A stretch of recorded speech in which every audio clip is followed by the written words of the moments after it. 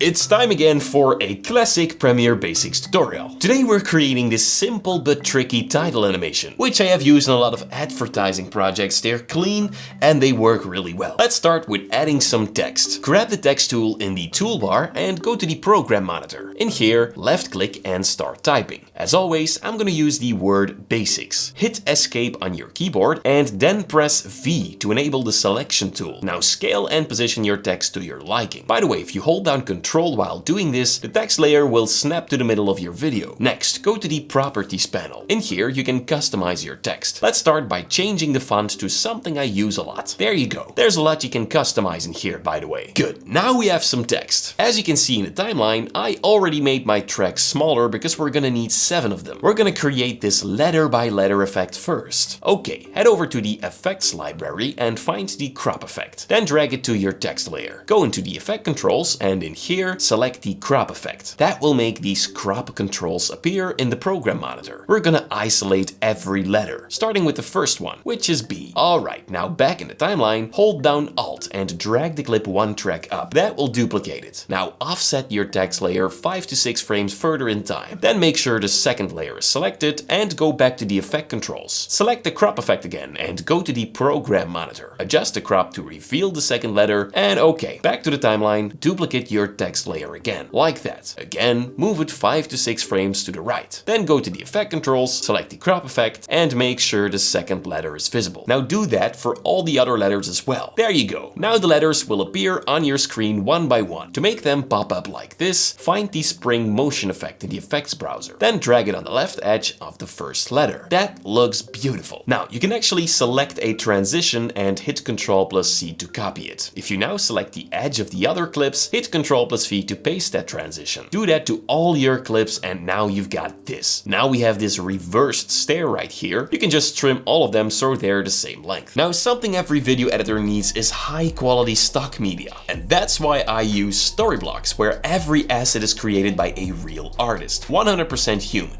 All you gotta do is click the download button and boom, it will appear in your project panel. Storyblocks doesn't accept AI generated assets. They work with actual filmmakers and artists from around the world who create high quality footage, music, sound effects and templates. Everything you download is royalty free, pre-licensed and ready for personal, commercial and monetized projects. I mean, I've used Storyblocks to grow all my channels and I'm not just talking about the video assets, but also the ready to use Premiere Pro and After Effects templates. Those templates are still saving me hours every single day. To get access to the human-made stock media library built for creators and essential to my workflow, head over to storyblocks.com/Premiere Basics. They're offering 15% off any annual plan for a limited time, and that discount is only available through my link. Thanks Storyblocks so much for sponsoring this video. Back to our text animation. We're gonna create this little dot on the letter I. To create it, go to the toolbar and click and hold the rectangle tool. Then in this menu, select the ellipse tool. Now in the program monitor, hold down Shift and click and drag to create a circle. Make sure it's about the same width as the letter I. To customize it, go to the Properties panel. In here, open up the Fill Color Picker and set it to white. Then click on OK. Now drag the circle on top of the letter. Okay, now it's time to make it bounce, but before we do that, let me move the graphic layer with the circle in to the left and trim the excess clip away. Now we want these two graphic layers to work together. The one on top is the circle and this one is the letter I. I'm gonna select them both and give them the same label. That way it's easier to remember. Okay, next. Select the graphic layer and go to the effect controls. Move the playhead to the first frame of the clip and add a position keyframe. Then adjust the vertical position property to hide the circle behind the letter I. Move a little forward in time and adjust the vertical position property so the ball is high in the sky. Then move forward again and bring the ball down. This time a little lower, because we're gonna make it look like the ball is squeezing the letter together. Move forward again and move the ball up. There you go. Do that one more time and let the circle land where it's supposed to be. Now to make the animations bounce, select all the keyframes and right click them. Then go to Temporal Interpolation and choose Ease Out. Then right click them again and choose Ease In. That will easy ease all the keyframes like this. Of course, if you want, you can always pull the levers like this to make it look more bouncy. Definitely play around with this, because if you understand this, you're drastically leveling up your editing skills. Okay, now our circle is bouncing, but the letter doesn't react to it. That we're gonna do right now. In the timeline, make sure the letter I layer is selected. Head over to the effect controls, and in here, you'll find the crop effect that we added earlier. Add a top keyframe and make sure the effect is selected. We're gonna animate the crop effect to make it look like the letter gets smaller. Use your arrows on your keyboard to navigate frames forward in time, and adjust the crop so it sits right underneath the circle. Keep doing that until the circle is in its spot. There you go. Now it looks like you're squeezing the letter when the circle bounces on top. Next, when the circle animation is done, I wanted to change into a square to make it fit the font. To do that, simply add a cut to your graphic layer a few moments after the animation is done. Then with the second part selected, go to the properties panel and remove the shape from the layer. Now back in the timeline, grab the rectangle tool and head over to the program monitor. In here, hold down shift to create a square, and there you go. That looks better. Now I want the transition to be a bit more interesting, so I found the glitch effect and dragged it in between the circle and the rectangle graphic layers. Now it has this subtle glitch transition, which looks cool. It's time to let gravity do its thing by making the letters fall down. To do that, select all your layers and add a cut. There you go. Now in the effects library, find the transform effect. Then drag it onto your first layer. With that layer selected, go to the effect controls and make sure the playhead is on the first frame of your clip. Then add a position and rotation keyframe to your clip. Move the playhead a few frames forward in time and adjust the rotation randomly. Just a subtle touch. And then drag the vertical position property all the way down. Now to make it look like actual gravity, expand the velocity curves and pull the lever of the first keyframe. That makes it start to fall slowly and go faster gradually. Of course, do the same thing for the rotation property, otherwise it won't look realistic. Okay, now right click the transform effect and copy it. Then in the timeline, go to the second layer and go back to the effect controls. In here, hit Ctrl+V to paste the effect. Now the second letter has the exact same animation and we don't want that. So move the playhead to the second keyframe and randomly adjust the values. There you go. That looks better already. Keep doing that for all the clips and then it will look like this. Amazing. Now, if you want to know how to create accurate captions without using the annoyingly bad text panel, click the video right here